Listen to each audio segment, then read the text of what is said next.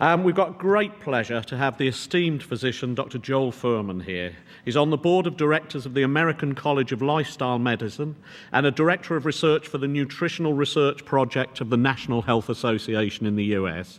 He's a board-certified family physician and a best-selling author. He specialises in preventing and reversing disease through nutritional methods and will now talk to us on how plant-based diets can prevent and even reverse some of the most prevalent chronic diseases. I think this is going to be another wonderful keynote speech, so thank you very much. Thank you.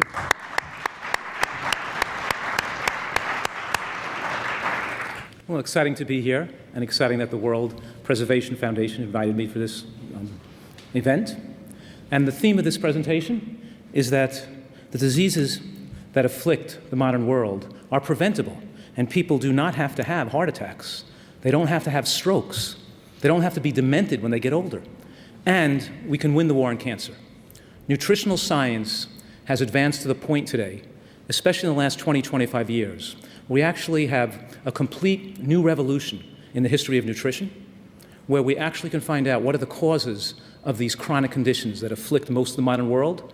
And right now, these diseases of nutritional ignorance are overwhelming the healthcare systems all over the world, and not just affecting human tragedy, but laying down economic stress and putting the economies in trouble due to the growing amount of people that are overweight, diabetic, and with heart disease.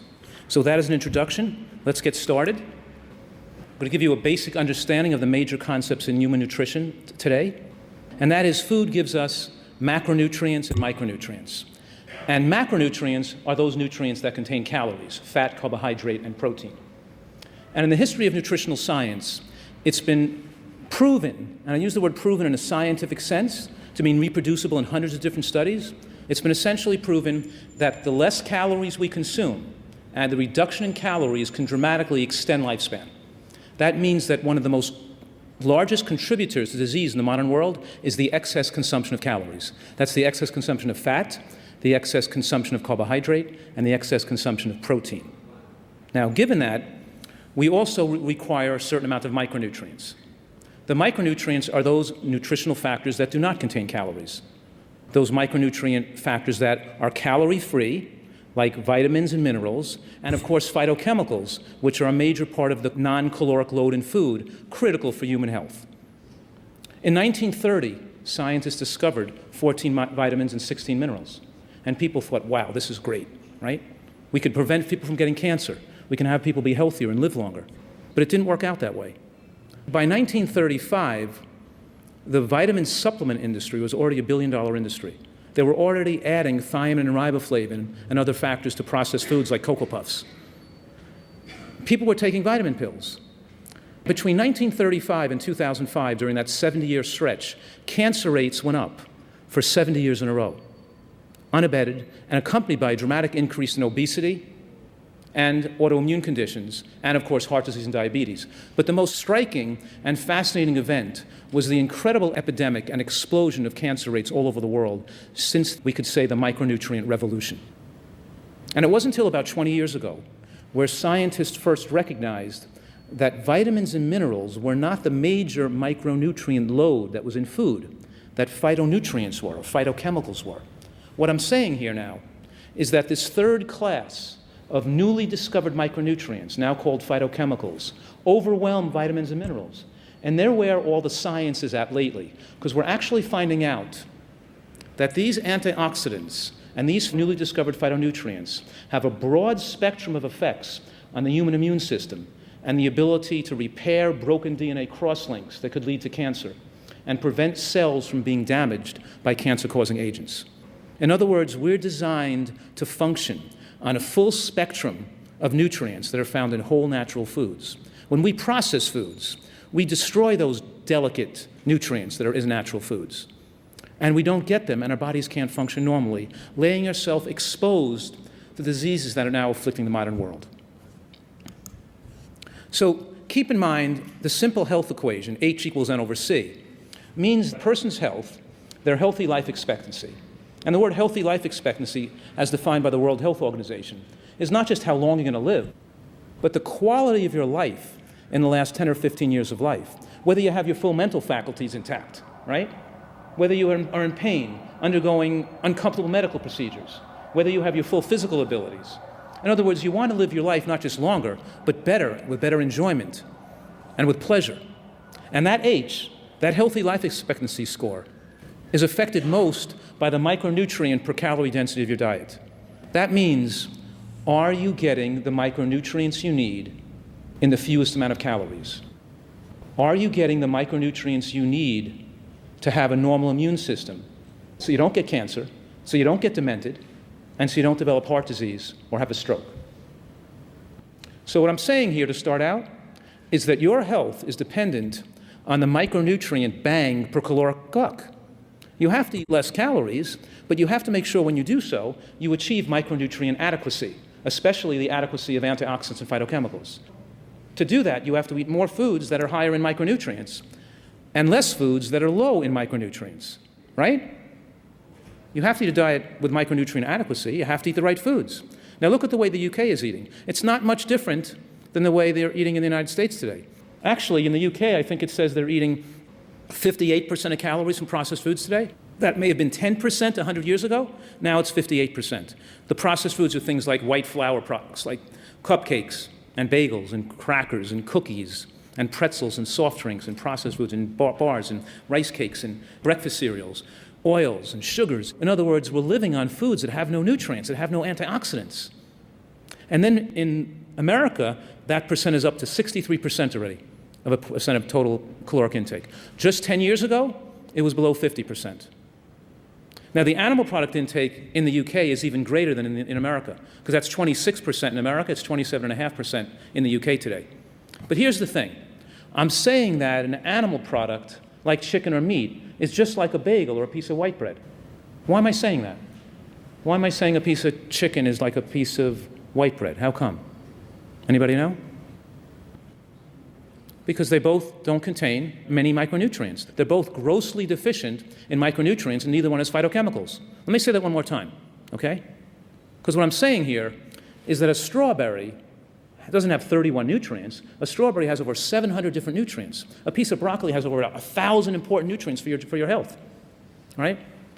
But processed foods do not contain those antioxidant vitamins and minerals, like vitamin C and vitamin E and vitamin K and the carotenoid family, like lutein and lycopene and cryptoxanthine. And the lignins and the bioflavonoids and the phytochemicals that prevent cancer are not found in processed foods. And you know what? They're not in animal products either.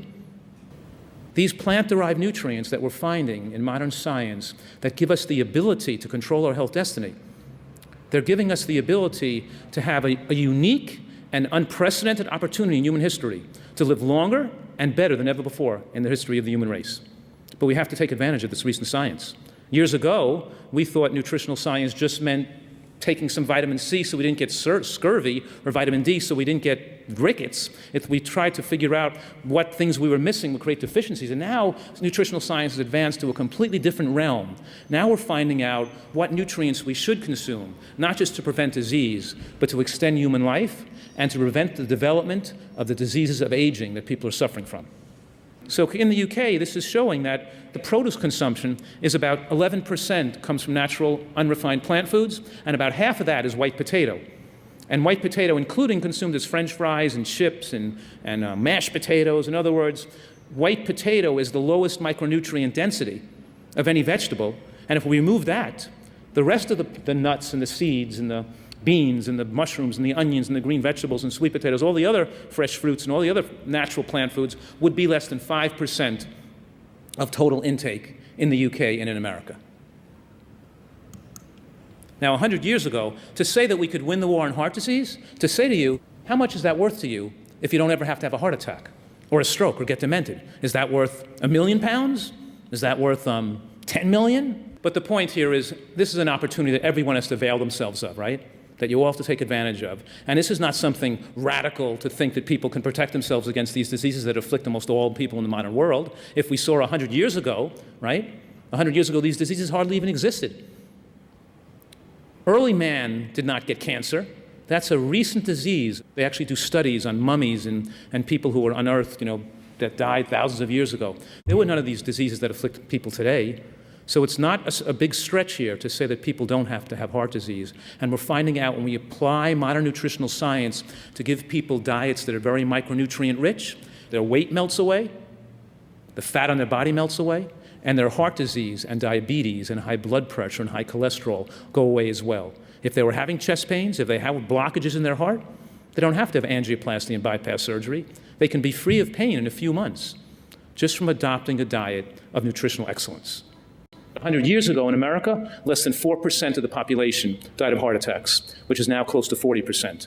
And even in the UK today, more than 50% of the population is dying of heart attacks and strokes and these diseases of nutritional ignorance. And more people are dying of these diseases of nutritional excess compared to people that are starving from not enough calories. So you can just look at this slide, the prevalence of diabetes worldwide and how it's exploding. And it doesn't have to be. We're eating too many calories, and fat is a biological living mass that produces hormones that accelerates the rate at which heart disease develops and increases your risk of cancer. Fat on the body is dangerous. And one of the themes of this presentation right now is that the micronutrient deficits from eating processed foods and animal products with the insufficient consumption of plant-derived phytonutrients from natural whole plant foods drives overeating behavior. Let me say that one more time. I'm claiming here that the lack of proper micronutrients by multiple mechanisms fuels the body's cravings, addictions, and drive to increase its caloric intake, leading to the obesity epidemic. So as we eat more foods that are rich in micronutrients, we automatically and naturally desire less food. So we're talking about people requiring less and desiring less as a means of controlling their health and their weight. And that when you choose to eat a diet of predominantly processed foods and animal products, you desire more, and you often can't control your desire to overconsume calories because you feel ill if you don't overconsume calories, because that's what the word addiction means. Addiction means that you feel okay when you're doing it, but you try to stop it, and you feel uncomfortable or get pain. You might get shaky, weakness, headaches, confusion, fatigue, stomach cramping, but you feel ill unless you keep eating. So we're going to discuss that briefly, okay? So the cost of dietary-related disease in the UK alone is predicted to be over 19 billion pounds over the next 10 years. And all this money is potentially saved, obviously, by the healthcare system. So 7 out of 10 deaths now are caused by chronic diseases directly related to what people eat. Now, we can group both heart disease and cancer together because it's not one diet that causes heart disease and strokes and another diet that causes cancer. The same diet that leads to the reversal and protection from heart attacks and strokes is the same diet that will prevent people from getting cancer, right? And we know that if we look at a lot of the studies, we're finding out when you're having the food served to you, all the cupcakes and all the white flour and sugar you're eating, those just aren't micronutrient deficient. They cause the body to build up toxic waste products like free radicals, like advanced glycation end products. You're eating foods that cause obesity, diabetes, and cancer. You're eating yourself on the way to a shortened lifespan. We have to recognize that the proper diet here to prevent disease has to be rich in natural plant foods, and we have to understand plant foods give us the most protection, right? So we're talking here about eating a diet rich in natural foods, and vegetables, of course, afford the most protection. And the foods that are highest in micronutrients, of course, are green vegetables, right? So what's the food that's most powerfully linked to the protection against heart disease? In other words, what's the food that you would eat the most of to reverse and protect yourself from heart disease? And the answer is green vegetables. The foods will have the highest micronutrient per calorie density. What's the food that would offer you the most protection against cancer of all foods? And the answer is green vegetables, right? The foods that mostly the primates eat. If you followed a primate like a monkey around in the woods with a telephoto lens, looking for everything they ate for the month, and scientists do that, go back to the laboratory and calculate exactly what they eat, they find they consume 15 times as much of the micronutrients compared to the RDIs that Americans and people are not consuming and are not even meeting those basic requirements set by governments. We're not even meeting those requirements, anywhere near meeting them. Yet the wild animals in the woods consume 10 to 20 times that much because their diet is so rich in these very high phytonutrient green vegetables. And of course, we're talking here about the power of seeds and berries and mushrooms and onions to have factors that actually prevent the expression of the gene defects that could lead to cancer. When you have a diet rich in mushrooms and onions and green vegetables, those gene defects that may increase the risk of breast cancer or colon cancer or prostate cancer are suppressed by the high intake of the phytochemicals. The human body has been designed in a manner to protect itself against these diseases. It already has the right mechanisms. We are a miraculous, self-healing, self-protecting machine designed to live essentially from birth to an uneventful death. And we could live 15 to 25 years longer than we're living today by putting into action these advances in modern nutritional science. One advance here, again, is the fact that seeds and nuts protect against sudden cardiac death. Most people consume 400 calories a day from oil. Now, I'm saying here that walnut oil is not the same thing as a walnut, and almond oil is not the same thing as an almond. When you eat the whole food, when you get your fat from the whole food, like nuts or seeds, it has marked effects to stabilize the heart against irregular heartbeats, as opposed to gaining weight with oil, because that 120 calories a tablespoon gets absorbed very rapidly and stored away in the body as fat. When you take the fat from a whole food, like an almond or a walnut or a sesame seed, all those calories aren't biologically available. The sterols and stanols, like a sponge, bind the fat in the stool so it's excreted, and it actually sucks some of those negative fats, like LDL cholesterol, out of the body from the bloodstream back into the digestive tract for removal in the stool. We're saying here that nuts and seeds actually help prevent and reverse diabetes and help prevent and reverse heart disease and have beneficial effects on both morbidity and mortality. So one key element here is getting less fat from processed food and more fat from whole natural plant foods like seeds and nuts. Now, one of the recent findings in the modern nutritional science is that we shouldn't eat excess macronutrients like fat, carbohydrate, and protein, right? But one of the most critical nutrients to focus on here is protein, because we've been brainwashed or educated with wrong information. For some people, they kind of thought that protein was to be held in such high esteem because it facilitates growth and promotes growth hormone, right? But now we're finding that the more growth hormone, and especially IGF-1, the insulin-like growth hormone that's produced by the excess consumption of animal protein, is one of the primary factors leading to the tremendous increase in risk in breast cancers and prostate cancers and colon cancer. In order for people to maximize their opportunity for longevity, we have to make sure they don't consume too much of high biological protein, because the more high biological protein you eat, the higher your insulin-like growth factor 1 will be, and the stronger the risk of breast cancer and colon cancer. And it's this factor alone that accounts for some of these major explosion in the rates of breast cancer and prostate cancer in the last 50 years in modern countries. Because protein was brainwashed or advertised to us as being a favorable nutrient, and we thought it represented wealth and health, and we tried to consume more of it, and we've wound up causing an epidemic of cancer because of it. So animal protein raises cholesterol, and plant protein lowers cholesterol, right? Animal protein promotes cancer, and plant protein, of course, reduces the risk of cancer. And also, when you get your protein from plants, especially green plants that are largely protein, right? Then you're getting a high package of high antioxidants and phytochemicals and fibers that are so protective against disease. The ANDI scores, the word ANDI stands for Aggregate Nutrient Density Index, is a tool to help direct people to easily recognize what foods have the most micronutrients. So all I did here to devise the ANDI scores was to add up 23 nutrients that are well studied, right? Nutrients like vitamin E, vitamin C, selenium, zinc, B12, right, folate. We took the 23 nutrients and we added them up to give each food one number so people could easily see one number instead of 23 different numbers to get an overall feel, right, for how much micronutrients they contain. And the nice thing here about the ANDI scores is that the foods that are rated highest in the measurable micronutrients, because don't forget there are thousands of unmeasurable micronutrients. We can't measure all of them. But the foods that are highest in these measurable micronutrients are also the highest in the ones we can't measure as well.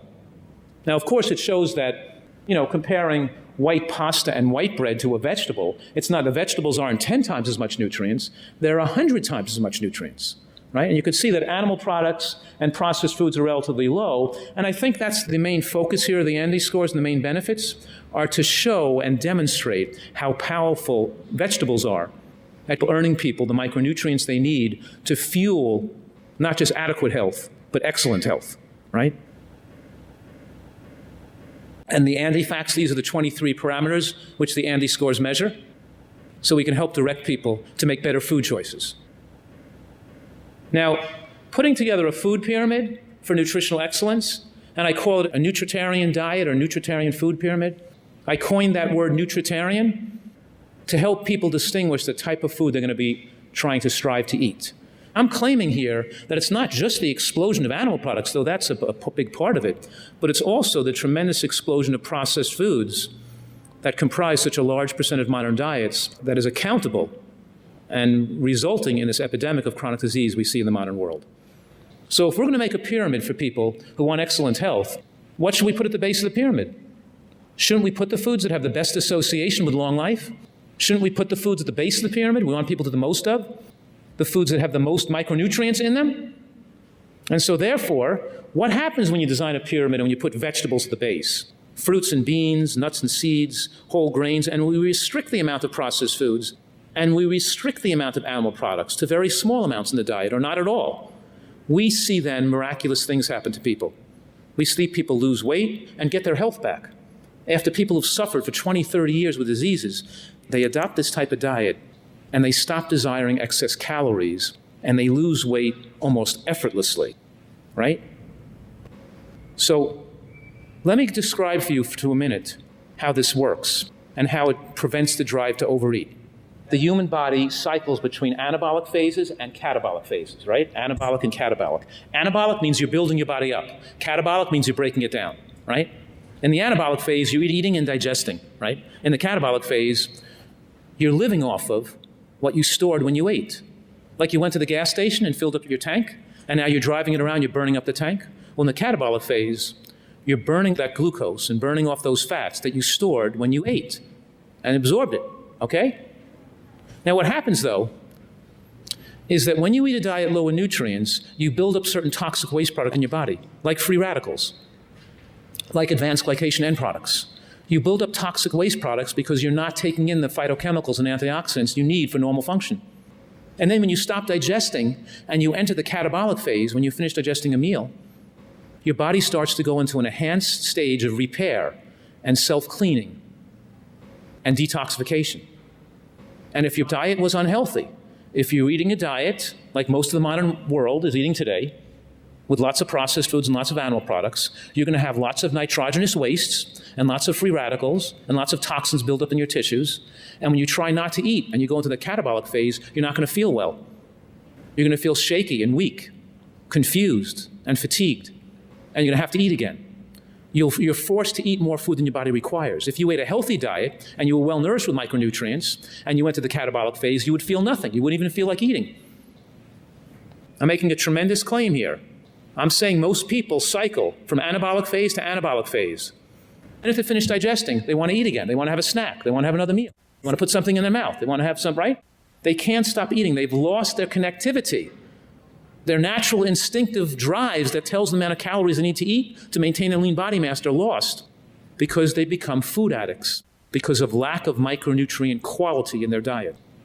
I'm saying the lack of micronutrient quality drives addictive sensations to overeat, that when you see the curve goes down, that glucose curve drops, and you enter that catabolic phase, you get what I call toxic hunger, the need to eat again. And most people that become overweight, they become overweight because they don't feel well unless they almost constantly consume calories to prevent the detoxification.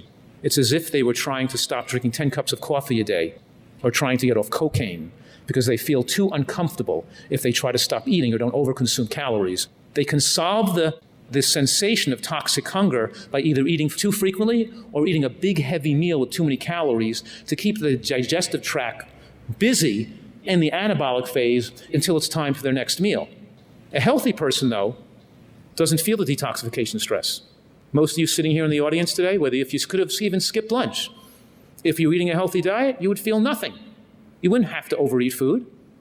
Your body actually develops more metabolic efficiency when you eat a diet rich in micronutrients, and you can maintain your lean body mass with less calories. It enables people to eat less and not feel hungry. And then when the glycogen is burnt off and you've gone through your catabolic phase, before you would burn lean body mass, your body would get a clear signal to eat that I call true hunger. And true hunger is mostly felt in the throat and the mouth, and it's accompanied by dramatic enhancements in taste. So true hunger, marked at the end of the catabolic phase, directs people to the exact amount of calories they require to maintain a long, healthy life and to keep their stable weight for their whole life without gaining weight or losing weight. It helps protect your lean body mass, but here's the point. You can't become overweight. You can't get fat on your body unless you have eaten outside of the demands of true hunger. In order to gain weight, you had to have eaten recreationally or because of the demands of toxic hunger or addictive. And also, there's a feedback loop to the brain that signals the brain to increase the desire to consume more calories when you're not meeting your micronutrient needs.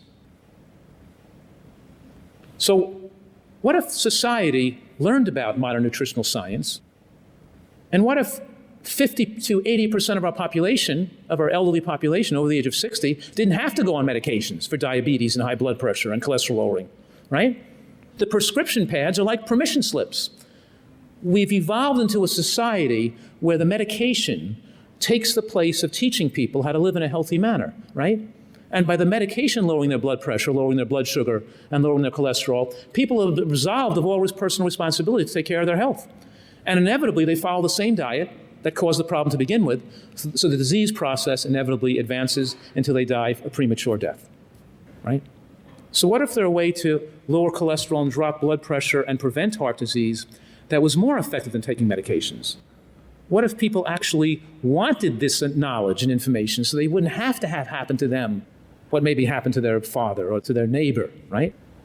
What if you could actually not just control diabetes, but if you could reverse it and make the diabetic non-diabetic without the cost of drugs and without the tragic consequences of diabetes that lead to amputation and blindness and kidney damage and heart disease? What if you could avoid angioplasty and bypass surgery, which the meta-analysis show do not extend lifespan anyway, right? Angioplasty and bypass surgery, which could relieve chest pain, find that years down the road, these people who undergo those procedures don't have less chest pain than people who weren't treated with those interventions. And they don't live longer either. They're just temporizing measures. But what if you can reverse that disease and get the person out of pain and back to a normal functioning life again without these futile and expensive medical procedures? And of course, that's what we see happens. Not just in one case, but in thousands of cases. And in my presentation later on this afternoon, I'll describe a lot of those cases. But in this presentation, I want to highlight one. Ronnie suffered about 5 years ago with bypass surgery due to crushing chest pain, and he weighed over 300 pounds. In 4 years' time, the bypass failed, and he had chest pains again, and he couldn't even walk one block. He was rushed back to the hospital, and they put stents in, 3 angioplasty stents in his heart. Within a month, his stents had restenosed, and he was back having chest pains again. On more than $600 of out-of-pocket medical expenses a month, and 3 medications to lower his blood pressure, which couldn't get his blood pressure down, and 3 medications to lower his cholesterol, which couldn't get his cholesterol down adequately, and medications to reduce chest pain that still didn't enable him to walk. He was literally sent home to die.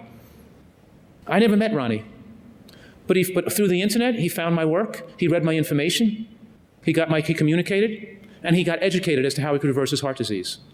He lost 140 pounds in 12 months, but the story here isn't the weight he lost. The story is that Ronnie doesn't have high blood pressure anymore, and he's on no medication. He doesn't have high cholesterol anymore. His LDL cholesterol is 60 on no medication. Well, his total cholesterol is 230 on 3 cholesterol-lowering drugs. He doesn't have chest pain anymore. He plays tennis, he runs, he works out, he has a full life. He's not sick anymore. He doesn't have heart disease anymore. It melted away. Nutritional excellence does what medical interventions doesn't have the power to do. My mission here, of course, is to let people know that they have an option, that they don't have to have happen to them what happens to Ronnie Valentine, right? And Ronnie said, I wouldn't want anyone to go through what I had to go through in my life, right, before he learned this information about good nutrition. To study this high micronutrient diet, we call it a high nutrient density diet. In the medical literature, obviously, and published in the medical journal Metabolism, it showed that this plant-based high nutrient diet lowered LDL cholesterol 33%, which is more powerful than medications. But when you lower it with nutritional excellence, you don't get the same effects of lowering cholesterol with a drug, because your cholesterol level is just one of many factors that create heart disease. It's not the only factor, it's not even the most powerful factor. When you lower your cholesterol through excellent nutrition, you drop your body weight down. You get the fat off your body. You perfuse your body with nutrients that have anti-inflammatory effects. And when you perfuse your body with those nutrients, it activates systems like the NRF2 system in the blood vessels, to protect plaque from building up and actually to accelerate the reversal of heart disease. The nutrients have beneficial effects, and it lowers your blood pressure, of course, too, but then these micronutrients have beneficial effects way and above outside of what can be accomplished by cholesterol-lowering medications. Because you can't equate the degree of protection you get, because if you really want to take me up on that promise, that guarantee not to have a heart attack or a stroke, it's not good enough to lower your blood pressure with drugs. You have to lower your blood pressure with good nutrition because you earned it. You have to be physically fit. You can't be overweight. And you have to have a good cholesterol that's not forced down with drugs. You have to have earned it through excellent nutrition. That's how you get the 100 degree of protection. Drugs and medications don't give you that degree of protection that nutritional excellence can, that Ronnie Valentine earned, of course. So heart disease, high blood pressure, and even diabetes are diseases that are preventable and reversible, right? Nutritional studies, population studies, epidemiologic studies, right? All support the effectiveness of a healthy plant-based diet to arrest, prevent, and reverse diseases like heart disease. And I've been in practice more than 20 years, treating hundreds and hundreds of patients, not just with diseases of high blood pressure and high cholesterol, but people who had high blood pressure and high cholesterol with advanced heart disease, people who had chest pain, people who were told they needed to have urgent bypass surgery or urgent angioplasty, who instead chose the nutritional approach. And within months, their pains melt away as they lose weight, as they eat healthy. Right? In the same amount of time, this person could have been evaluated with a stress test, with the angiogram or catheterization, and then go through bypass and rehab after that expensive and invasive procedures. In that same amount of time, a few months later, the people are already feeling better, and their chest pains are going away, and they're well without those invasive and expensive procedures. So nobody needs to die of a heart attack. You don't have to have strokes. Dr. Esselstyn, a very renowned physician in the United States, did a series where he followed over 50 people for 17 years, and he followed these individuals who had very advanced heart disease. They weren't just regular people with high blood pressure. These were people who had heart attacks, who had blockages, and he followed them for 17 years, who followed an excellent plant-based diet, and he found that in this group, these people didn't have future heart attacks. Likewise, a similar group of people followed for the same amount of years had multiple cardiac events, emergency room visits, expensive medical care, going back to repeat surgeries and interventions. Likewise, Dr. Ornish's work showed the same thing, that as these studies are done, we find that heart disease is not only preventable, but it's reversible. And it's reversible to the extent that you use modern nutritional science to have the most optimal diet style possible. And if you have a disease like diabetes or heart disease or high blood pressure, my question to you is, how excellent is your diet? Are you taking advantage of modern nutritional science to do everything you can? Or are you just relying on popping a pill as your disease is likely going to continue to worsen? A nutritarian's diet is vegetable-based, not grain-based, not based on oil and white flour. It's based on, of course, green vegetables, mushrooms, onions, lots of fruits, beans, seeds, nuts. Oil is used sparingly. Animal products could be done in a vegan diet or one you use very tiny amounts like a condiment, but the animal products have to be dropped down dramatically to get the full benefits and lifespan advantages that are available to people today. It's focused on nutrient-dense calories. And the question is, our best minds, our best chefs, can we make nutrient-rich food taste fantastic? Can we make eating pleasurable, more pleasurable, and protect our health at the same time? Why not, right? Why not have great taste, great fun, and great health together? Why not take advantage and have the best health possible, right? Well, it seems as if people, they're so addicted, they're so afraid of food being taken away from them, that they'll shovel things in, processed meats, barbecued, luncheon meats, fried foods, white flour products, sugar, cupcakes, donuts, crackers, any kind of thing in their mouth, regardless of the effect on its health. The most important knowledge that people could have to control their personal health destiny, more important than wealth, is your health. What good is wealth if you don't have your health?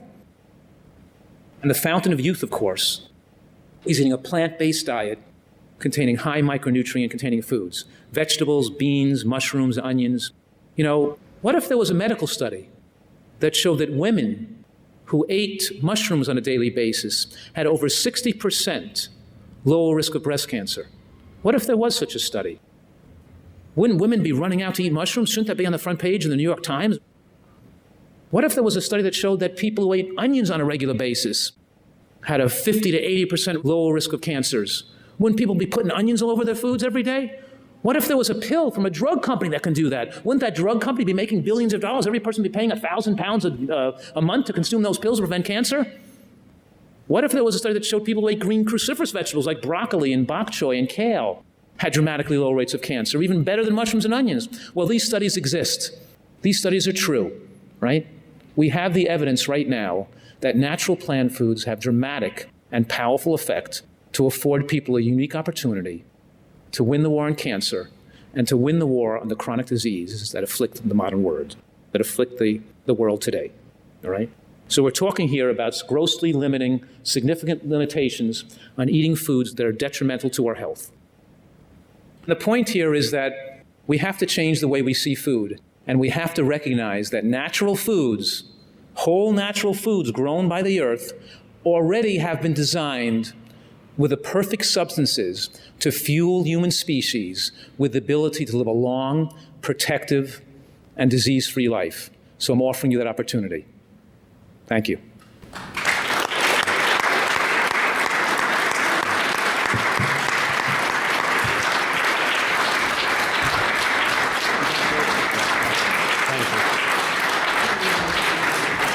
And Joel will be speaking again later this afternoon. And Joel just referred to Caldwell Esselstyn in his talk.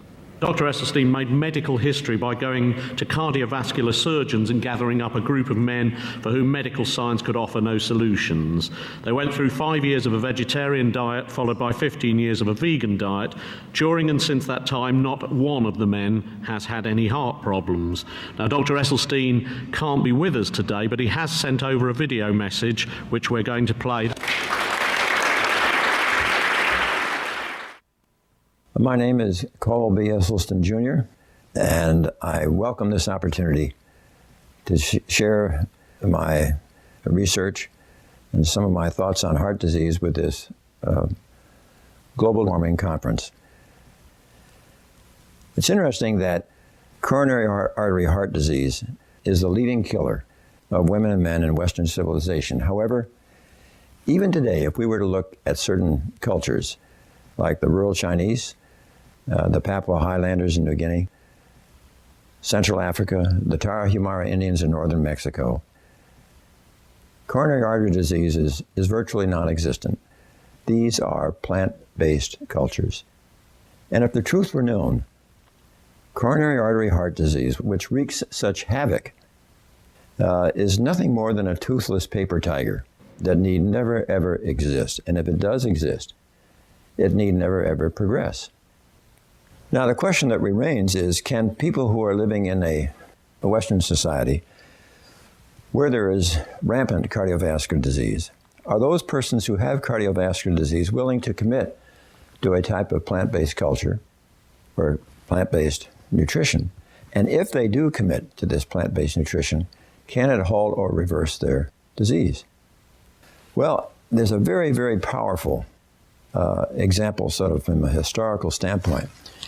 If we were to look at what happened in World War II in Norway, it was characteristic of the conquering Axis powers that when they overran Holland and Belgium and occupied Denmark and Norway, that they would take away their livestock for the troops.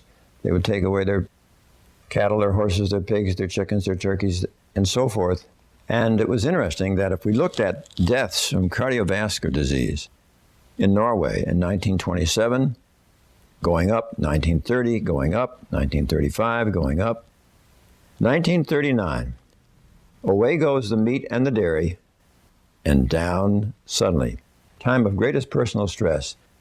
Deaths from heart attack and stroke are plummeting right through 1945, when with the cessation of hostilities, there was a resumption of meat and dairy, and immediately we again had an increase in deaths from circulatory diseases, heart attack and stroke.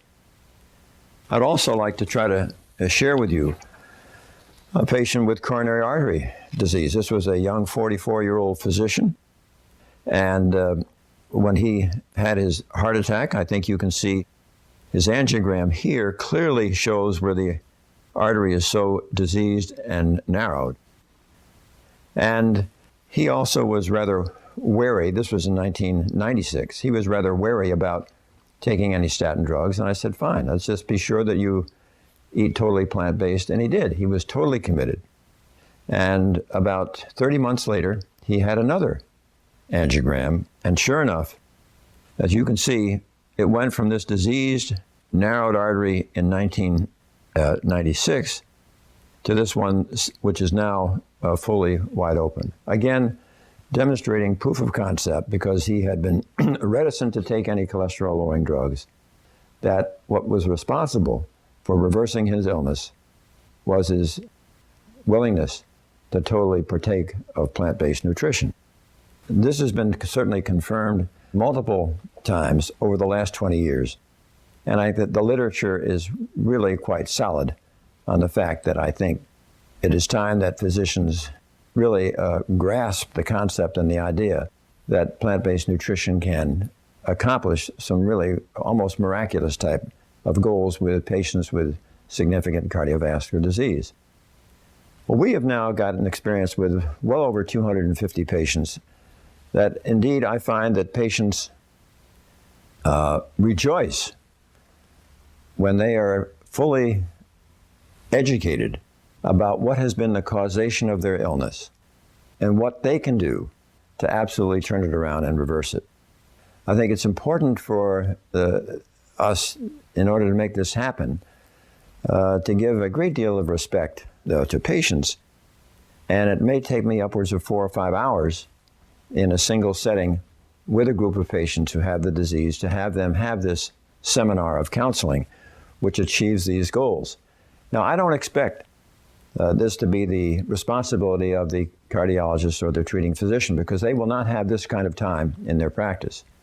But I think we are at a time where this disease is so significant and the treatment of it is so powerful when it is plant-based nutrition that we are going to have to develop apprenticeships where either nurse practitioners or physicians who have this passion, who have this skill set, are willing to commit to show patients how to do this. Because the answer to this disease is certainly not been a pill.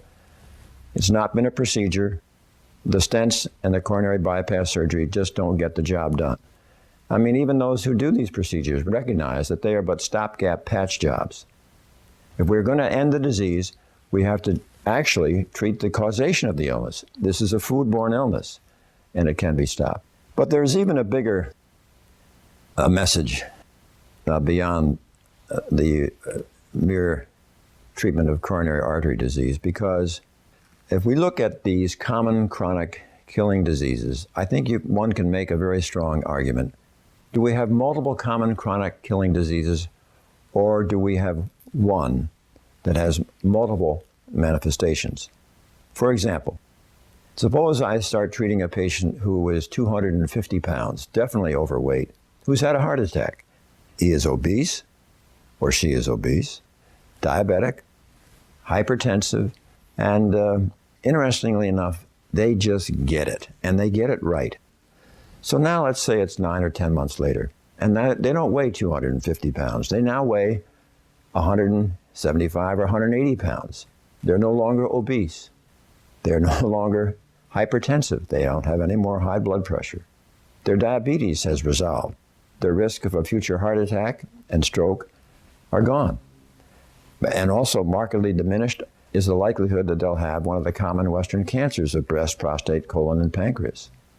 And also the likelihood of their having gallstones, diverticulitis, osteoporosis, asthma, allergies.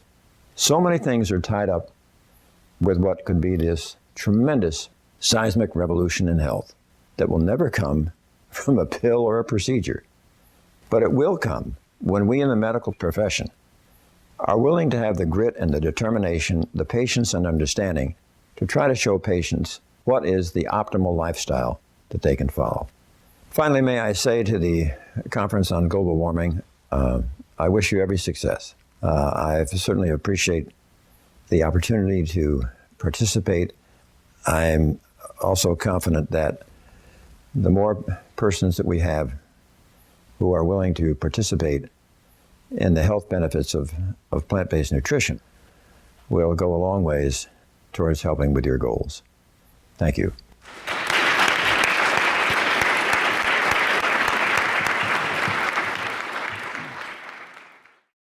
Is our food supply putting global health at risk? Dr. Michael Greger, a physician, is probably one of the best qualified in the world to answer this question. He's a director of public health at the Humane Society of the US. He was the author of Bird Flu, a virus of our own hatching, and is an internationally known lecturer. Dr. Greger, who is not here, has, however, sent a video message to talk about some of the health threats we're currently unaware of. Greetings to everyone at the World Preservation Foundation. Thank you so much for having me, and I apologize for not being able to be there in person. According to the Director General of the World Health Organization, the three greatest threats facing humanity are the global food crisis, climate change, and pandemic influenza. Why is there so much concern about the so-called swine flu? Because apparently the last time an entirely new flu virus jumped species and triggered a pandemic, it went on to become the deadliest plague in human history, the influenza pandemic of 1918. Now, most flu strains tend to spare young, healthy adults, but the 1918 virus killed people in the prime of life. In 1918, more than a quarter of all people fell ill. In 1918, between 50 to 100 million people lost their lives. A similar pandemic today could kill many more. What started for millions around the globe as muscle aches and a fever ended days or even hours later with many people bleeding from their eyes, nose, mouth, ears. Homeless orphans, their parents dead, wandered the empty streets. Well, the conventional wisdom is that the 1918 pandemic was triggered when an H1N1 bird virus in its entirety, all 8 gene segments, jumped into human beings. We then apparently passed it along to pigs, sickening millions of them as well. After the pandemic, after our human immune systems became used to the new virus, it turned into the regular seasonal flu, and in pigs it turned into what's called classical swine flu. Before 1918, there were no reports of pigs getting the flu at all. People got the regular flu every year, and pigs got swine flu, same with the 30s and same with the 40s. But swine flu was stable throughout. But by 1999, everything changed. A never-before-described triple-species reassortment flu virus arose.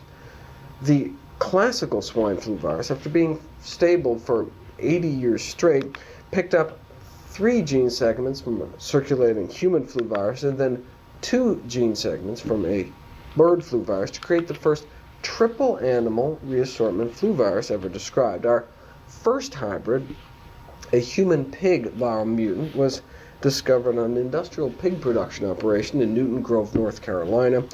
The virus mutated further and then spread within months throughout the United States. We then exported it to Asia, and then the favor was apparently returned.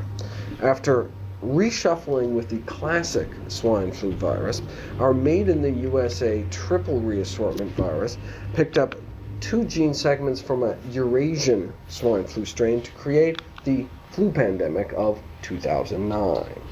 The main ancestor of the pandemic flu virus, shown in orange, is the triple hybrid mutant that emerged and spread throughout so-called factory farms. So after 8 decades of stability, what happened in the 1990s that led to these unprecedented changes in swine flu? Now, in poultry, outbreaks of highly pathogenic, highly disease-causing avian influenza in the first few years of this century has already exceeded the total number of outbreaks recorded for the entire previous century. As one leading flu expert told Science, we've gone from a few snowflakes to an avalanche. What's been happening in recent years to trigger this kind of evolution and fast forward for both the swine and chicken flu viruses? Well, One can ask the world's leading expert, Dr. Robert Webster. He says, now we have millions of chickens in chicken factories next to pig factories. And this virus has the opportunity to get into one of these chicken factories and make billions and billions of mutations continuously. So what we've changed is the way we raise animals. 6 years ago, the world's 3 leading authorities got together for a joint consultation. The World Health Organization, the Food and Agriculture Organization of the United Nations, and the World Organization for Animal Health, the world's leading veterinary authority. Their job was to uncover the key underlying causes of these emerging animal to human diseases. Number one on their list of themes of risk factors was the increasing demand for animal protein the world over. The United Nations has urged that all governments, local authorities, international agencies need to take a greatly increased role in combating the role of factory farming, which provides ideal conditions for the flu virus to spread and mutate into a more dangerous form. More than 5 years ago, the American Public Health Association, the largest association of public health professionals in the world, called for a moratorium on these confined animal feeding operations, these factory farms. In 2007, the Journal of the APHA, the American Public Health Association, published an editorial that went beyond just calling for a de-intensification of animal agriculture, the pork and poultry industries. It's curious, the editorial goes, that changing the way humans treat animals, most basically ceasing to eat them, or at the very least radically limiting the quantity of them that is eaten, is largely off the radar as a significant preventive measure. Such a change, however, if sufficiently adopted or imposed, could still reduce the risk of the much-feared influenza epidemic. Humanity does not even consider this option. The editorial concludes those who consume animals can not only harm those animals and endanger themselves, but may threaten the well-being of future generations. It's time for humans to remove their heads from the sand and recognize the risk to themselves that can arise from their maltreatment of other species. Now, how we treat animals can have these global public health implications. In this age of emerging diseases, there are now billions of feathered and curly-tailed test tubes for viruses to incubate and mutate within, billions more spins at pandemic roulette. But along with human culpability comes hope. If changes in human behavior can cause new plagues, well then changes in human behavior may prevent them in the future. Thank you.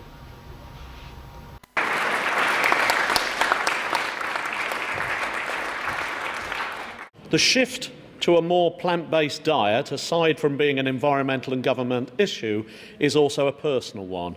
Increased public awareness and engagement facilitated by government and industry, together with initiatives such as Meat-Free Mondays, have shown that perceptions can change and win wide public participation. In the light of this, we're delighted to invite a guest speaker who's advocated the need for and the advantages of a plant-based diet for personal and planetary health for more than 2 decades. She's the inspiration behind the worldwide chain of vegan restaurants Loving Hut. In recent years, she's established an international television channel raising awareness about the urgent need to address climate change and promoting dietary change as an effective means to halt it. She's the recipient of many awards, including the 2006 Gussie Peace Prize, awarded for outstanding public service to mankind, and the World Spiritual Leadership Award in 1994. And in September this year, she was awarded a US Presidential Award. We'll now show via video a message from Supreme Master Ching Hai.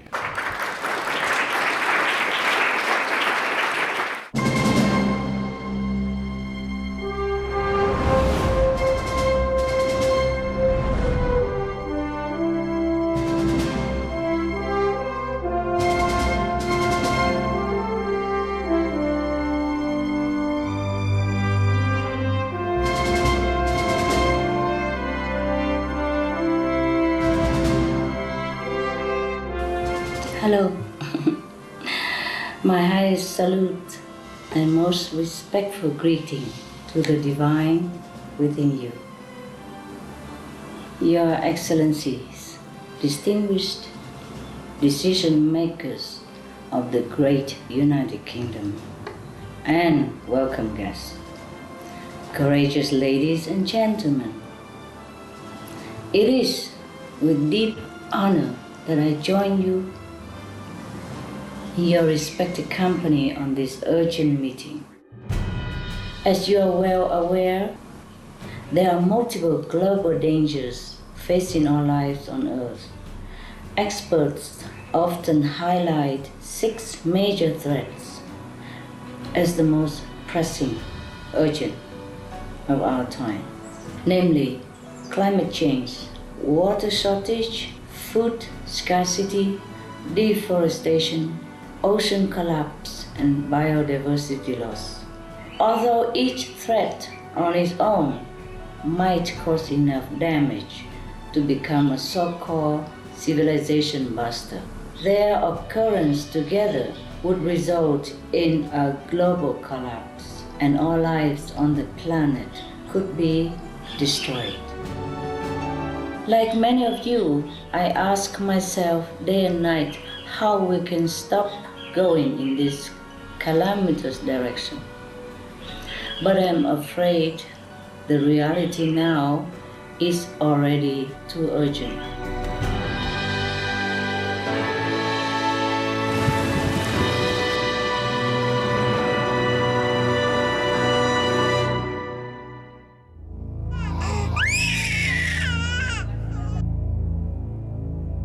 Scientists say that water security for about 80% of the world's people is threatened due to drying and polluted river systems, shrinking glaciers from South America to the Himalayas, and groundwater levels that fall lower and lower each year. In 2009, for the first time, the number of people suffering from hunger exceeded 1 billion. While disasters threaten the food security of many more.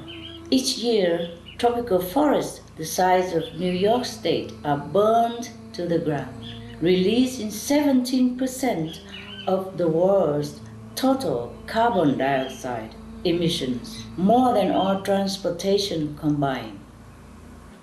Over 70% of our fish species are fully depleted, and the rest could be gone within a few 10 years. A recent study by the United Nations found that plants and animals are now disappearing at up to 1,000 times the natural background rate of extinction, with vital life supporting ecosystems that could soon be irreversibly damaged. And you're right. Yeah, we have global warming.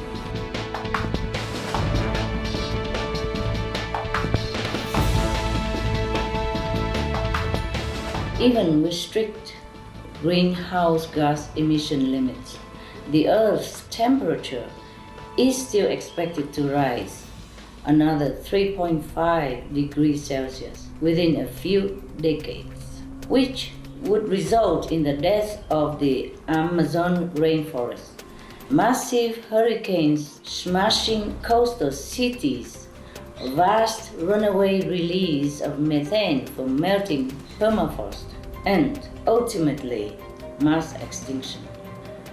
Already we see that disasters have become more frequent, prolonged, and deadlier. Thus, if these 6 factors are not stopped fast, we risk losing everything. I mean everything. So please consider what is really at stake now. What is really our foremost urgent priority at the present time? It's not just political reputation or economy. It's the lives, real lives of all inhabitants on Earth. Humans, animals, plants, trees, etc. Now, despite the overwhelmingly frightening situation at hand, esteemed researchers have identified one key cause of all these troubles. And there's even a solution to solve them.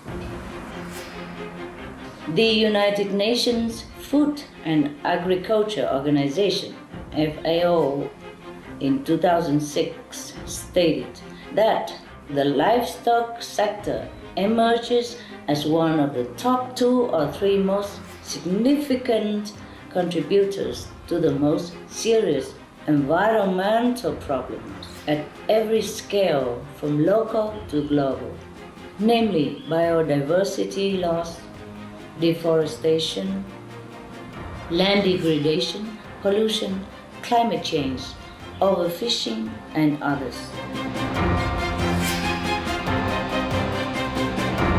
So it is not surprising that in June 2010, a report released by the United Nations Environment Programme and the European Commission concluded that a substantial reduction of environmental impacts would only be possible with a substantial worldwide change of diet, away from all animal products. Now let's check out one civilization buster at a time to see how each is driven by meat consumption. You may never look at a piece of meat in the same way again.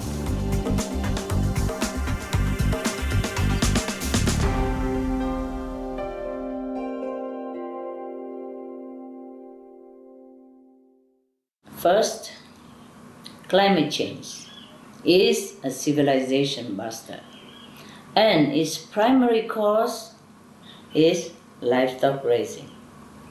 I guess you know already.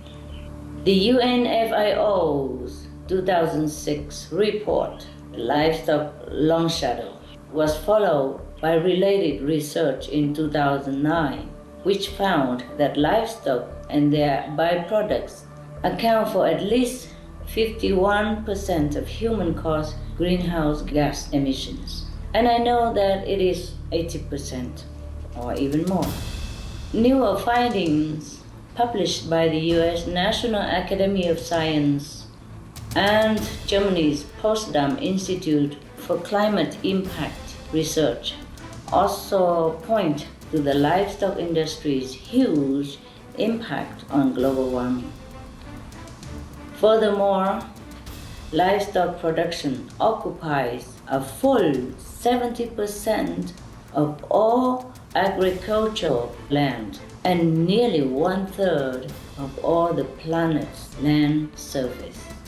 We have come to a point when climate scientists are now so extremely worried that they are even thinking of resorting to emergency ways to manipulate nature on a large scale through risky geoengineering. But if we simply return these lands to nature again, like forest and grassland, then it would easily absorb a lot of emissions in the near future. Please also note that animal industry is the largest human-made source of methane and nitrous oxide, which are the greenhouse gases that are 72 times and 300 times more potent, respectively, than CO2. And methane, though being much worse than carbon dioxide, but disappears many times faster, in about 12 years, as opposed to centuries for CO2. Therefore, eliminating livestock production would cool the planet quickly, which is needed urgently if we think about the climate tipping point that are getting near. Moreover, as the Rhode Island Institute in the USA determined, if the world tillable land were organically cultivated, then 40% of the atmospheric CO2 would automatically be absorbed by the soil. Also, one German study found that an organic vegan diet could reduce overall dietary greenhouse gas emissions up to 94%. Wow, huh? Think about that. Now, to briefly mention about financial costs. Dutch scientists have calculated that the powerful dietary change to the healthy vegan diet would not only dramatically reduce global warming, it would also save 80% in climate mitigation costs by 2050.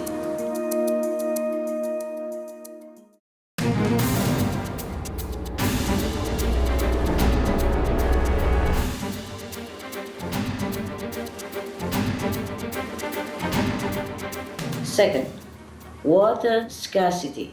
Besides being a major water polluter, livestock consumes vast amounts of this precious resource, with as much as 200,000 liters required for each kilogram of beef, whereas only a tiny fraction of that, or 2,000 liters, is needed per kilogram of soya beans, for example.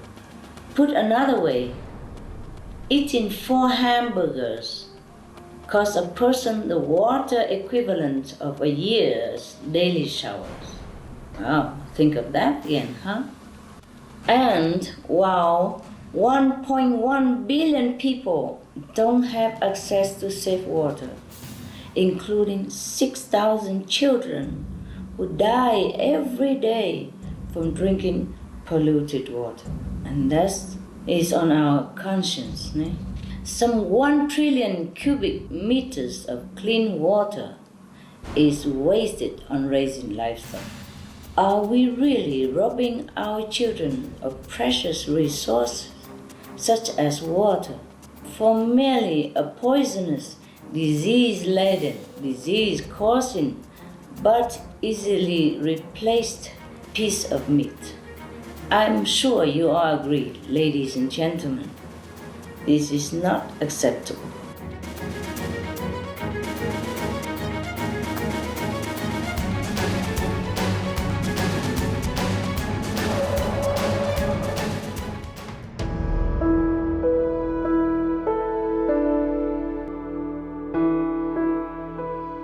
Third, food crisis.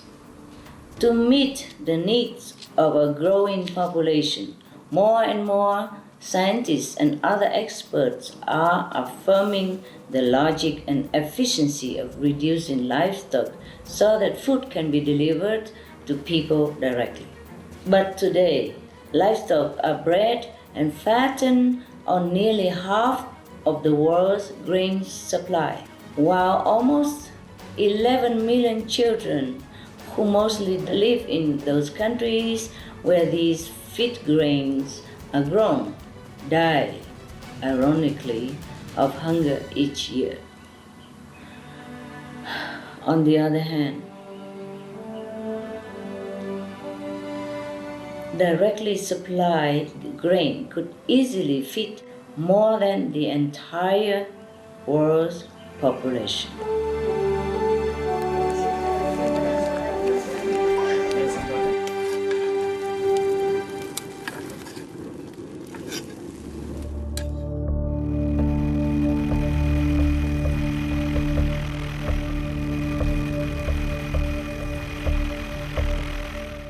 Fourth, deforestation. Lord Stern of Brentford, United Kingdom, lead author of the Stern Review on the Economics of Climate Change, proposed the avoidance of deforestation as the most economic method of managing greenhouse gas emissions. Well, 91% of the cleared Amazonian rainforest since 1970, the lungs of our Earth, can be directly or indirectly attributed to cattle raising. And in fact, the UNFAO stated that the livestock sector is the major driver of global deforestation.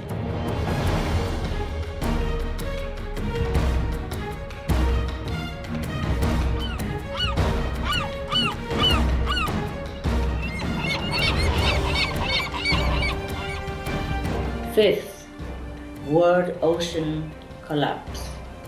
The main cause here again is animal products. The United Nations recently reported that continued fishing could deplete the oceans of all marine stock within just a few decades. But the problem is not only fish consumption, the problem is also meat consumption. Because as much as 50% of the fish killed each year, or tens of millions of tons of marine lives, are fed to livestock, not human. Pigs and chickens consume 6 times more the amount of seafood than the entire American population, and twice as much as the whole Japanese. Think about that, huh? So if we stop all animal products, fish, egg, meat, and dairy, we'll save the oceans, save the climate, and as we find out next, we could halt also biodiversity loss.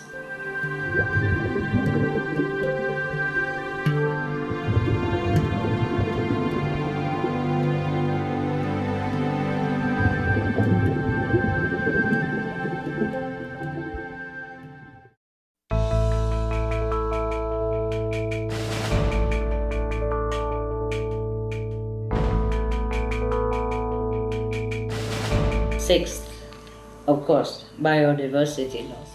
The livestock industry is the leading cause of an alarming decline in wild species.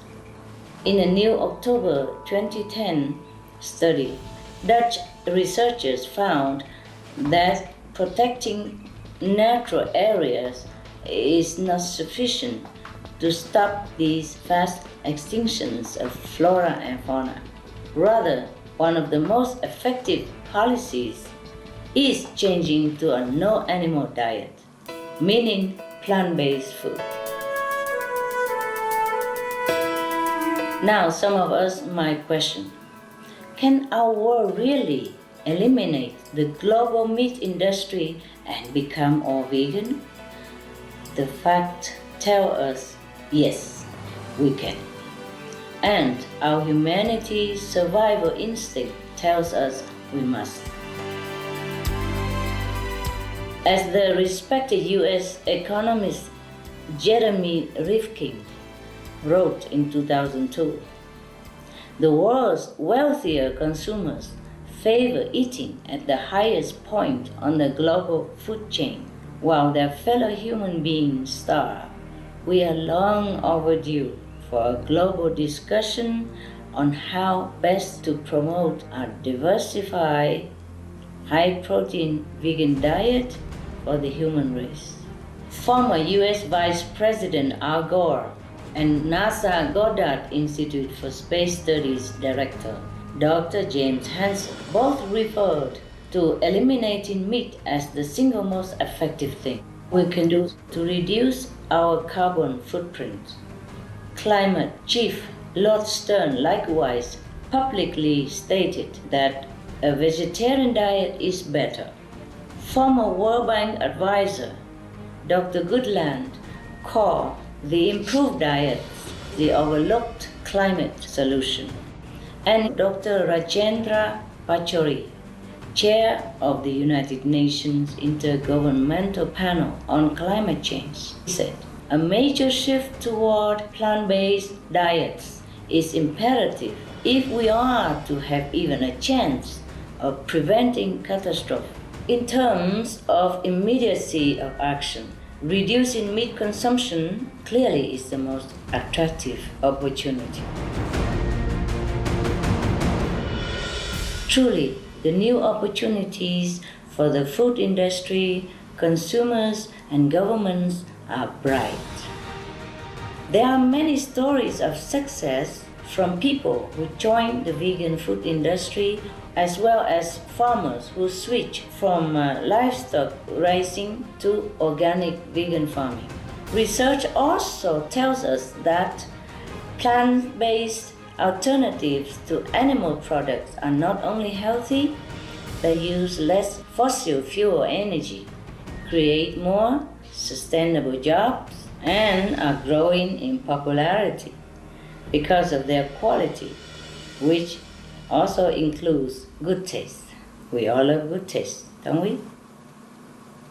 Analysts also say that meat and dairy prices are set to rise steeply due to high climate risks, peak oil, and extreme environmental costs, while the livestock industry, which is heavily dependent on subsidies to survive already, is becoming obsolete. And we know that animal industry workers even suffer also some of the worst physical, emotional, psychological, and mental conditions now.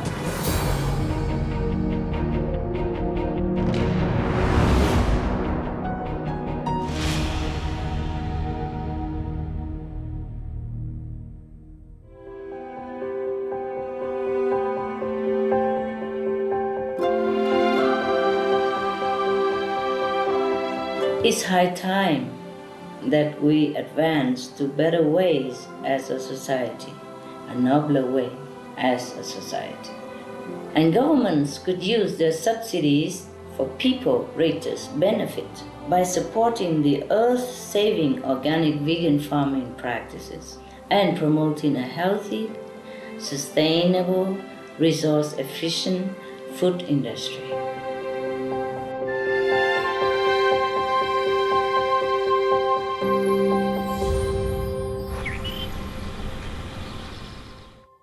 The way we are going with our consumption rate, the World Wildlife Fund researchers said that we would need a second planet. If world governments stop supporting livestock and fishing and instead wisely support organic vegan food production, they will save 4/5 of climate mitigation costs, save a lot of water pollution costs, and save health costs of about $1 trillion due to meat-related diseases like cancer, heart disease, diabetes, obesity, food poisoning, etc., to name a few.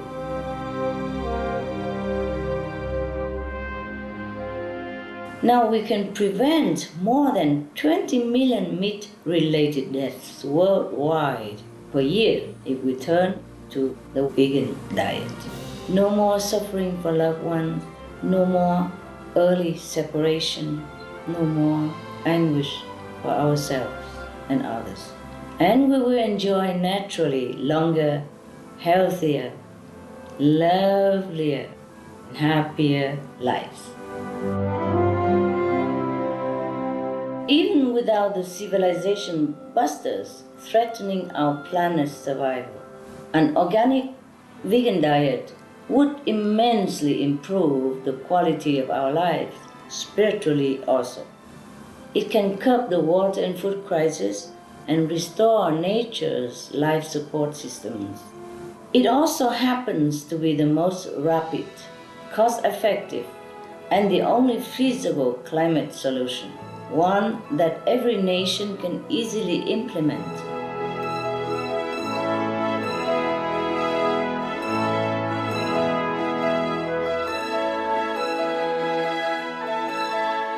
In sum, only with the organic vegan solution can we still save our planet.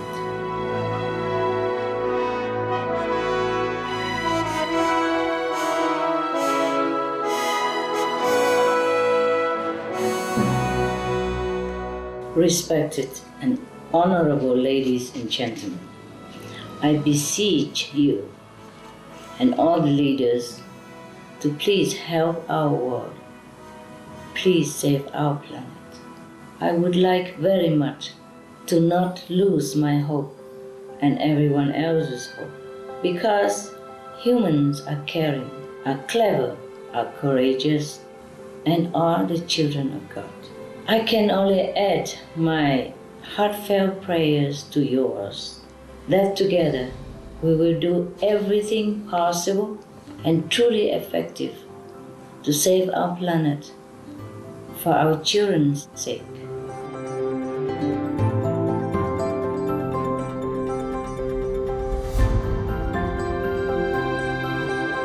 Thank you so much for your trust and attentive spirit.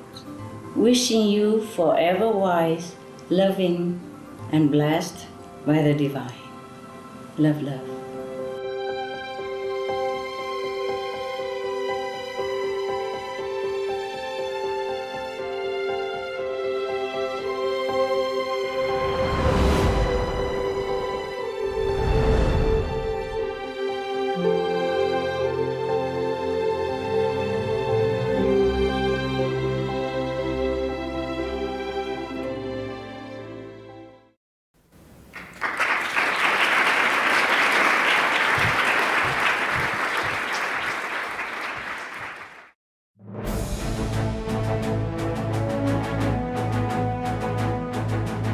European Parliament supports reducing meat to lower greenhouse gases. Roll call vote. Vote is now open.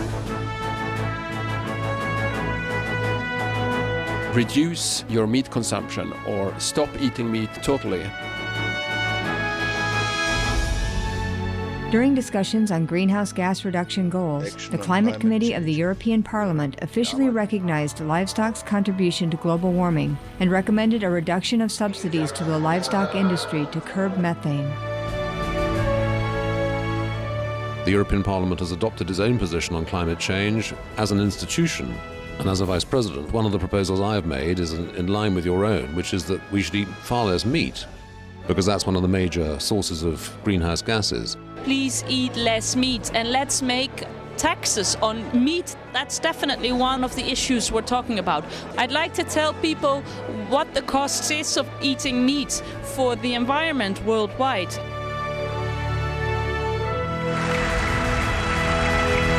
My name is Jens Holm. I'm a member of the European Parliament. Please, be veg, go green to save the planet.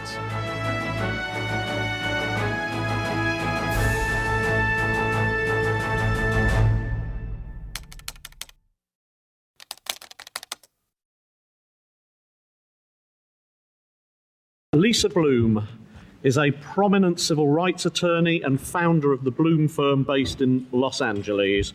She's also an award-winning CNN and CBS TV news legal analyst, a lifelong vegetarian and a committed vegan. Ms. Bloom has recently finished her book, How to Stay Smart in a Dumbed-Down World, a wake-up call to put aside modern life distractions and focus on meaningful issues like climate change. And we have a chance to share some of her thoughts and wisdom there. Thank you.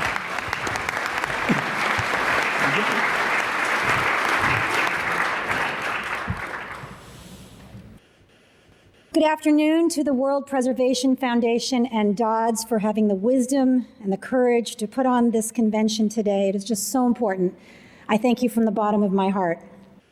A generation ago, a hardy band of activists dared to speak the truth about the dangers of cigarette smoking. Naysayers said to them, "This will never work. You cannot take on big tobacco. It's a multi-billion pound, even back then, global industry. It's a vital economic engine in many countries." But these brave souls believed that speaking the truth about a toxic industry mattered, so they soldiered on. Today, smoking worldwide is significantly down. Many cities ban smoking in public places, and the tobacco industry is a shadow of its former self, and people are living healthier lives as a result. The time is now to take on another massive global industry that is destroying us. The large-scale breeding, confinement, slaughter, and consumption of animals is intensely cruel to billions of animals who experience constant fear, pain, and suffering, often spending their entire brief, hormone-stuffed, bloated lives in crates so small they can never turn around, standing in their own feces day after day, their beaks or ears or tails hacked or burned without anesthesia, their young ripped away at birth, and in the case of hens, their male chicks ground to death alive as an industry standard practice. Don't be fooled. Even free-range eggs come from these conditions. If you believe in karma, you might believe that the human health costs from the animal industry was nature's way at striking back at us for this cruelty. And indeed, we've known for some time that meat and dairy products cause human obesity, diabetes, heart disease, hypertension, and cancer, all fatal diseases that have skyrocketed in the last half century, along with our meat and dairy consumption. But in the US, at least, the majority of our kids are overweight or obese. At this rate, it's estimated that 1 in 3 Americans will have diabetes in a generation. And everywhere that our Western diet takes hold, sadly, our Western diseases follow. If you believe in karma, you might say that as we are still ignoring nature's message, nature appears to have upped the ante.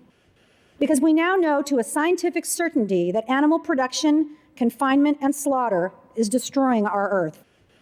How is it possible that climate change is still considered a debatable issue, one on which reasonable minds may differ, when the greatest convergence of top scientific minds in human history, the IPCC, has convened 4 times and told us in the clearest possible terms that climate change is real, it is upon us, and it is human-caused, and it is shaping up to be the worst humanitarian and ecological disaster in human history.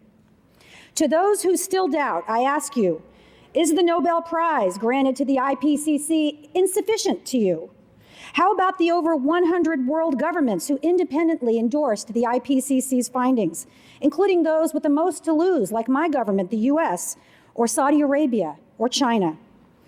To my American neighbors, the majority of whom do not believe in climate change, is it not enough for you that not only Barack Obama and Hillary Clinton know that climate change is real, it is upon us, and it is human-caused, but also Senator John McCain and former President George W. Bush? Do you choose to disbelieve our own space agency, NASA, which posts photos, videos, charts, and graphs sounding the alarm about rising temperatures, melting ice caps, and extreme weather caused daily by climate change? Not believing in climate change is no longer an option.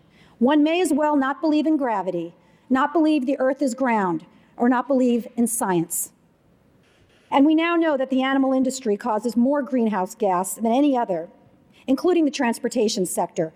We know that the raising of cows and pigs and chickens requires large-scale deforestation, and that 1/3 of the world's landmass has been bulldozed for pastures and factory farming. Without all the trees that once absorbed CO2, greenhouse gases are released back into the atmosphere. And what comes out of the animals themselves is toxic. From the 8 million tons of CO2 the animals exhale, to the nitrous oxide and methane gas emitted from the animals' manure and from the animals themselves. Well, we've heard from the scientists. I'm not a scientist, I'm a citizen. But as a lifelong vegetarian, I have quietly enjoyed the good health and enormous energy of my plant-based diet for 3 decades. But I can remain quiet no longer. Diet can no longer be a matter of private choice when the choice to buy meat and dairy products causes unspeakable cruelty to sentient beings, and when the choice is destroying our planet. Governments must stop subsidizing this toxic industry and must instead subsidize organic plant-based farming, which consumes far less energy and feeds far more people. And we, as citizens, each and every one of us, must prod our leaders to act by boldly speaking the truth. Each of us must shout from the rooftops. We must post on Facebook. We must blog, tweet. We must tell our families and friends that we are reducing our meat and dairy consumption right now, and we must explain why, over and over again, if necessary. Look, I'm not predisposed to be an activist on this issue. My issues are civil rights, the education of third world girls, and animal cruelty. But preserving a livable planet must take precedence over everything else. So I talk about it. I even wrote a book about this issue, Think: How to Stay Smart in a Dumbed-Down World, to wake us up to the importance of thinking deeply about what matters. I took on my own industry, the media, for our ridiculous focus on drunken celebrities and plastic surgery, to the exclusion of pressing matters like genocide, war, and climate change. And at every meal, when people ask me, as they inevitably do, why I'm vegan, I explain the climate change connection and give them a taste of my roasted butternut squash pizza or my black bean guacamole tacos. And next time you meet up with your friends, do it at your local vegan restaurant. You might be surprised at how much everyone likes it. Have you tried those vegan cupcakes? Because, my friends, not only is vegan food the healthiest gift you can give your body, not only does it allow you to look in animals' eyes with compassion and without shame, vegan food is freaking delicious. Because concern about climate change is not just for the scientists and the politicians. The planet belongs to all of us. I, for one, refuse to stand idly by as extreme weather is already plaguing us, as animals go extinct, as 100 million refugees are predicted for my children's generation. Beef vegan on meatless Mondays. Beef vegan tonight for dinner. Beef vegan tomorrow just for one day, or for the month of November, or for the rest of your life. Be a stubborn advocate for our planet and tell everyone why you're doing it. Raise consciousness, send web links, bake vegan cupcakes, force mainstream environmental groups to grapple with this core issue. We can do it if we speak the truth and we live the courage of our convictions, just as generations before us have done on other seemingly insurmountable issues. Join me in this cause at think.tv online, or follow me on Twitter and Facebook, and together we can form a movement to restore balance to our Earth. Thank you.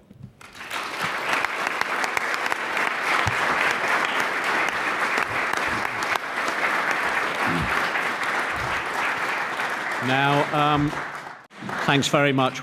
Picking up on just what's been said, whilst many changes can begin with the individual, the citizen, and the power of the people, and it's great, government leadership to help facilitate positive change which benefits the people of our world is of great importance.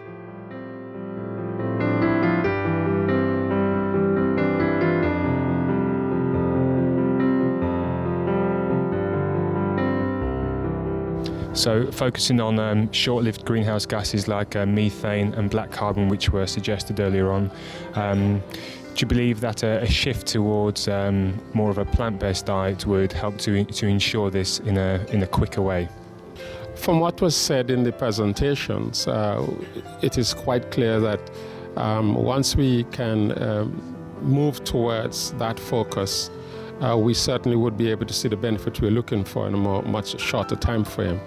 And for us in the Caribbean, certainly, if we can move away from the meat-based or animal-based consumption to a greater consumption of vegetables that we will be able to grow rather than having them imported in, certainly we will see a more rapid benefit to the quality of life and also to the negative effect of climate changes. It was a beautiful message from Supreme Master Ching Hai, because what she did was she broke it down, all of the 6 major problems that our planet is facing, and how the number one cause of each of them is livestock production, or I choose to call it animal production. Animal production is clearly causing so many problems for the planet right now. Supreme Master put all of that together for people to understand and to see it as all part of the whole. And I thought that was tremendously important. And the videos were terrific. It brought together the science in a way that was very compelling. It's clear that nowadays the greatest part of the deforestation by mass burning in South America comes from the expansion of the cash crops and cattle farming. The important thing that I think that is we must examine the scale of values that we have about our experience in this planet. If you don't change that, if you don't think in different ways about consumption of producing energy, first, we're not going to control this kind of global pollution. Second, is becoming day by day more socially unfair, where a small part of the population consumes too much and the great part doesn't consume it, and at the same time suffers the consequence of global climatic change. was such a beautiful conference to attend, and a lot of facts and figures that was provided to us, and it reiterated the importance of us as individuals, as companies, as politicians, to go and look at these viable solutions, especially the most efficient way being a vegan-based diet, which has the most amount of impact. There's been many benefits. There's the physical benefits and of course the spiritual benefits that come with following a vegetarian diet. And the expanding of understanding and realizing the importance of things is quite another benefit to it too. There's many facets and aspects to it, and anybody who's become a vegetarian, over time the benefits come out more and more. It might start at the physical level, but then it grows and blooms like a flower on other levels too.